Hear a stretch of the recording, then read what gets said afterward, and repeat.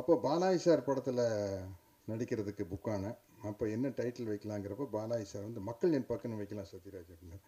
நான் சொன்னேன், சார் அது வாத்தியார் படம் டைட்டில், அவர் கோச்சுக்கு போகிறாரு, நல்லா இருக்கார் சார் அப்படின்னு. அதுவும் இல்லாமல் அந்த டைட்டில் வைக்கிற அளவுக்கு தகுதி எனக்கு இல்லை சார். மக்கள் என் பக்கம்னா அது ஒன்றே ஒன்று அவருக்கு மட்டும்தான் பொருந்தும். இல்லை அண்ணங்கிட்ட நான் போய் வாங்கிட்டு வந்துடுறேன் டைட்டில். நான் ஜனவரி மாதம் 1ஆம் தேதி ஒவ்வொரு வருஷம் போய் அவர்கிட்ட ஆசீர்வாதம் வாங்கி 100 ரூபா வாங்கிட்டு வருவேன். நான் போய் கேட்டால் கொடுத்துருவார் அப்படின்னு போய் கேட்டிருக்காரு.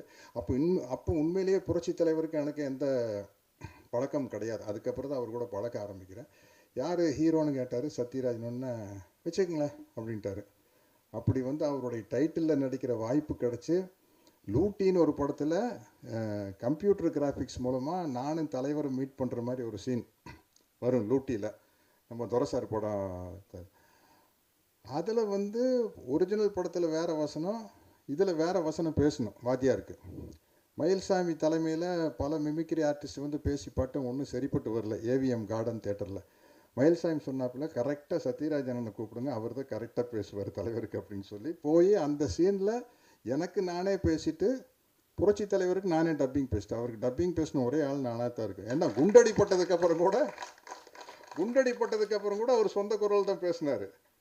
நிறையா வித்தியாசம் இருக்குது. காவல்காரனில் பார்த்தீங்கன்னா பாதி படம், முக்கால்வாசி படம் வந்து ஒரிஜினல் வாய்ஸில் இருக்கும். ஒரு 2-3 சீன் தான் வேறு மாதிரி வாய்ஸில் வரும். டப்பிங் பேசினேன். அதே மாதிரி இன்னொரு பெருமை எனக்கு கிடச்சிது. நடிகர் திலகம் சிவாஜி அவர்கள் நடிக்காத கேரக்டரே இல்லை. ஒரு போலீஸ் டிபார்ட்மெண்ட்னாலும் கூட கான்ஸ்டபிள், சப் இன்ஸ்பெக்டர், இன்ஸ்பெக்டர், ஐஜின்னு எல்லா கேரக்டர்லையும் நடிச்சிருப்பார். ஒரு சட்டம் சம்மந்தப்பட்ட படம்னா ஜூனியர் வக்கீல், சீனியர் வக்கீல், ஜட்ஜு வரைக்கும் நடிச்சிருப்பார். அவர் ஆசைப்பட்டு நடிக்க முடியாத ஒரே கேரக்டர் தந்தை பெரியார் கேரக்டர் தான். அதில் நடிக்கிற ஒரு வாய்ப்பும் எனக்கு கிடச்சிருச்சு. இன்றைக்கி என்னுடைய ஆறுயிர் நண்பன் விஜயகாந்த் நடிக்க வேண்டிய ஒரு கேரக்டரில் நான் நடிக்கிறதுக்கான வாய்ப்பை கொடுத்த தனஞ்சயன் சாருக்கும் விஜய் மட்டன் அவர்களுக்கும் என்னுடைய டைரக்டருக்கு என்னுடைய மனமார்ந்த நன்றி தெரிவிச்சுக்கிறேன். ஏன்னா அவ்வளவு நட்பு. விஜயகாந்த் சாரை பற்றி நான் பேசுனா அன்பு நண்பன் விஜயின் தான் விஜயின் தான் கூப்பிடுவேன். எங்களுக்குள்ளே நடந்த காமெடிகள் தான் அதிகம். அது பேசினப்போ இந்த மாதிரி ஒரு புக்கே எழுதலாம். நீங்கள் அவர் திரையில் வீரமாக பார்த்துருக்கோம், ஒரு புரட்சி கலைஞர். அதை தாண்டி எங்களுக்குள்ளே நடந்த காமெடிகள் வந்து அளவிட முடியாத காமெடி. அதை மட்டுமே ஒரு புக்காக எழுதணும்னு ஆசைப்படுறேன்.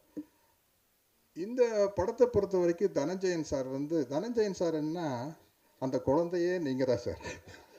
அவர்கிட்ட பாருங்கள், அவர் முகத்தில் பாருங்கள், அந்த குழந்தையே நீங்கள் தான் சார்ங்கிற ஒரு முகம் வச்சுருப்பார். நம்ம சக்தி சிதம்பரம் வந்து டைரக்டர் சக்தி சிதம்பரம் சொல்லுவார், இந்த அப்பாவியாக மூஞ்சி வச்சுட்டு அதுக்கு பேர் முரளி ஃபேஸ் அப்படிம்பார். நம்ம இதயம் முரளி இருக்கார்ல சார், இந்த முரளி ஃபேஸை வச்சு ஏமாத்தாதீங்க சார். அந்த மாதிரி தனஞ்சயன் சார் வந்து அந்த குழந்தைய நீங்கள் தாங்க சார் மாதிரி ஒரு முகம். அவர் கேட்டார்னா கண்டிப்பாக ஒத்துக்கிட்டு தானோ. விஜய் மில்டன் டைரக்டர் அப்படின்னு ஒன்றே வந்து நான் கோலி சோடா படம் பார்த்துருக்குறேன். உடனே சரின்னு சொல்லிட்டேன். எனக்கு உண்மையிலேயே இது அவர் கேப்டன் நடிக்க வேண்டிய கேரக்டர் தான் நான் நடிக்கிறேன்னு எனக்கு தெரியாது. ஒன்றும் கதையே கேட்கல, விஜய் மில்டன் ஒன்று ஓகேன்னு சொல்லிட்டேன். அப்புறம் எனக்கு வந்து தம்பி விஜய் ஆண்டனிக்கிட்ட ஒரு ரொம்ப கம்ஃபர்டபுள் ஸ்பேஸ். அவர் கூட நடிக்கிற 3வது படம் இது. சினிமாவை தாண்டி நிறையா விஷயங்கள் விவாதிப்போம். வாத்தியார் பாட்டு மாதிரி உன்னை அறிந்தால் நீ உன்னை அறிந்தால் உலகத்தில் போராடலாம், உயர்ந்தாலும் தாழ்ந்தாலும் தலை வணங்காமல் நீ வாழலாம்ங்கிறதுக்கு சிறந்த உதாரணம் வந்து விஜய் ஆண்டனி அவர் தான். அவருடைய ப்ளஸ் பாயிண்ட் என்ன, மைனஸ் பாயிண்ட் என்ன கிளியராக தெரியும். அதுதான் அவருடைய என்ன லைஃப்பில் வந்து அது ரொம்ப முக்கியமான விஷயம். இன்றைக்கி நான் இந்த ட்ரைலரு, டீசர் இதெல்லாம் பார்த்ததுக்கப்புறம் உண்மையிலேயே மிரட்டிட்டார் sir. Music director sir super sir, பிரம்மாண்டம். அதே மாதிரி ஃபோட்டோகிராஃபி என்ன, எனக்கு விக்குக்காகவே தனியாக ரூம் போட்டு யோசிக்கிறாங்கன்னு நினைக்கிறேன். நல்ல வேலை எனக்கு தலை இப்படி இருந்தது, சௌரியமாக போச்சு. முடியோடு பிறந்ததுன்னு வச்சுங்களேன், இவ்வளோ வெரைட்டியான கெட்டப் கிடச்சிருக்காது, கட்டப்பாகவே கிடச்சிருக்காது. என்ன கண்டினியூட்டி இருந்திருக்கும் சார். மொட்டை அடிக்கணும் அப்படின்னா சார் 10 படம் கண்டினியூட்டி சார், அதெல்லாம் மொட்டையெல்லாம் அடிக்க முடியாது சார்னு சொல்லி அந்த கேரக்டரே கிடைக்காம போயிருக்கும். அது இல்லாமல் இருந்ததுன்னா நல்லதாக போச்சு. சில விஷயம் சில மைனஸ் தான் ப்ளஸ்ஸாக இருக்கும். இப்போ எனக்கு கடவுள் நம்பிக்கை இல்லாதனால நிறைய பேர் பேசல, சாருக்கு இல்லை அவருக்காக நாங்கள் வேண்டிக்கிறோம் அப்படிம்பாங்க. கடைசியில் பார்த்தா எனக்காக வேண்டிக்கிட்டது வந்து எக்கச்சக்கமான ஆளுங்க, என்னை தவிர எல்லாரும் வேண்டிக்கிறாங்க. கடவுளுக்கு என்ன பிடிக்கும், கடவுளுக்கு ஏன் என்ன பிடிக்குன்னு அவர் என்ன டிஸ்டர்ப் பண்ணுறதே இல்லையில்ல. அப்ளிகேஷனாக போடுறது, ஏன் படம் ஒன்றும். அந்த ஆள் என்ன செய்வார்? 2 பேர் எலெக்ஷன் நிற்கிறாங்க, 2 பேர் போய் தேங்காய் பழத்தோடு போய் சாமி நான் தான் ஜெயிக்கணும் அப்படின்னு அந்த ஆள் கன்ஃபியூஸ் ஆகிடுவார். யாரோ ஒருத்தர் தாங்க ஜெயிக்க முடியும், அதுதாங்க இயல்பு. ப்ரேயிங் இஸ் நத்திங் பட் டிக்டாக்டிங் காடு. கடவுள்கிட்ட நீங்கள் கட்டளை இடுறீங்க. எப்படியாச்சும் என் படம் ஓடணும் அப்படின்னா வேண்டுதல். எப்படியாச்சும் என் படம் ஓடணும், ரெண்டும் ஒன்று தானே. டயலாக் ஒன்று தான், எப்படியாச்சும் என் படம் ஓடணும் அப்படிங்கிறது தான். பாடி லாங்குவேஜ் தான் வேறு. அப்போ கடவுளுக்கு வந்து என்ன கோபம் வரும்னா, டே நீ யாரா என்ன கரெக்ட் பண்ணுறதுக்கு, எனக்கு தெரியாதா உனக்கு என்ன கொடுக்கணும், உனக்கு என்ன நடக்கும்ன்ட்டு. அவன் பாரியா சத்யராஜ் பாருங்க, அவன் பாட்டுக்கு போயிட்டே இருக்கான். ஏதாச்சும் நம்மளை டிஸ்டர்ப் பண்ணுறானா, எனக்கு டிக்டேஷன் கொடுக்குறானா, கமெண்ட் பண்ணுறானா, என் மேலே தப்பு கண்டுபிடிக்கிறானா. என் தப்பு கண்டுபிடிக்கிறதா, நீ செய்கிறது சரியில்லைப்பா, இப்படி செஞ்சுருக்கணும் அப்படிங்கிறது கடவுள் மேலே தப்பு கண்டுபிடிக்கிற மாதிரி தான். அதனால வந்து எனக்கு அவர் என் மேலே அவருக்கு ரொம்ப தெரியும். இந்த எல்லா படத்தையும் புகழ்கிற மாதிரி இந்த படத்தை புகழ்றேன்னு நினச்சிக்காதீங்க. உண்மையிலேயே உங்களுக்கே தெரியும், இந்த படத்தினுடைய டீசர் தான் ட்ரெய்லர், எனக்கு அதெல்லாமே தெரியறது இல்லைங்க. என்னமோ காலையில் கிளம்பி போய் டோப்பா தூக்கி தலையில் வச்சு நடிக்க போயிடுது, ஒன்றுமே தெரியறதில்ல.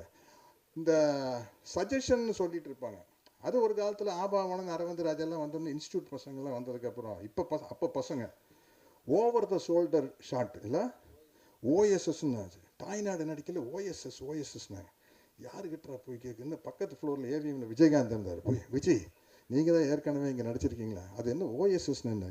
எனக்கு அப்படித்தாங்க சத்யராஜ், முதல்ல பெரிய கன்ஃபியூஷனுங்க, அது ஒன்றும் இல்லைங்க சஜஷன் ஷாட்டு சத்யராஜ், அதை போய் இவங்க பெரிய பிரச்சனையாக்கிட்டாங்க.